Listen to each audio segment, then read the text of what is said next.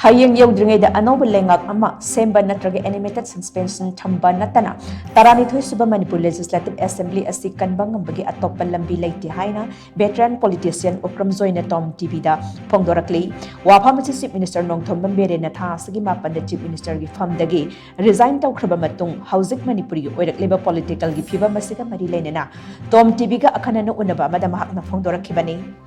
Kakwada leiba mahaki yumda akhanana unakiba aduda Veteran Politician Okram Joy na hai Chief Minister Thamba na thasigi mapanda Chief Minister famdagi resign tawkhraba matungda hauzik Manipur gi political da achauba ahongba ama lakpa aikhoina ure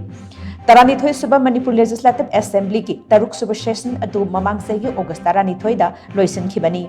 India ke Constitution ke Article 174 Clause 1 na piba kanglon gi matung ina Assembly mifam asi tha taruk khudingi phamgadabani haina mayik seng na palli Phibam asida yenglorabadi Taranithoi Suba Manipur Legislative Assembly mifam gi matam asi ngasi February taramathoi gi ahing pung Taranithoi fauba leiri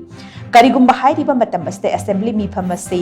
phamdragadi Masana House asi leiraroi President rule jalai batabani Hauzik Manipur gi leiriba phibam hiram kyada soksilliba asi yenglaga President rule Thamba haibasi achumbani haina laude Maramaduna Hayeng February Taranithoi youdringai asigi mamangda animated suspension tawraba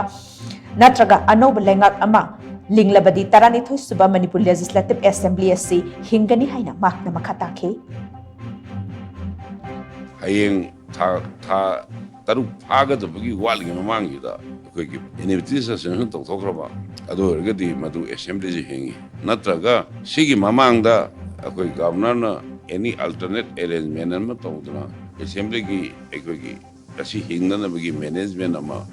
koi tawwe aba lambi habshi council of minister wasak ama thuna longnaba honaba anumain tawrdi ama council of aduga assembly famnaba assembly trial tawnaba tawrgadi adusu sep tabu yai hiram kaya ka aduna angondagi thamning badi manipur da hoji bjp gi rajniti mara cheta baduna bharat ki samvidhan ki chanrol mayam ningthina chalai bangam dagi thokadar to sida president rule thamdana tobo chomoy maramasena enmity suspension toktoge assembly ji akoi hingalan ba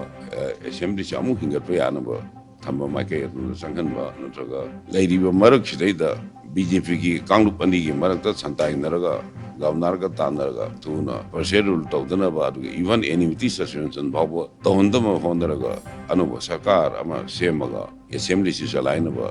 honabagi khongpham do maduna simbo igane na kali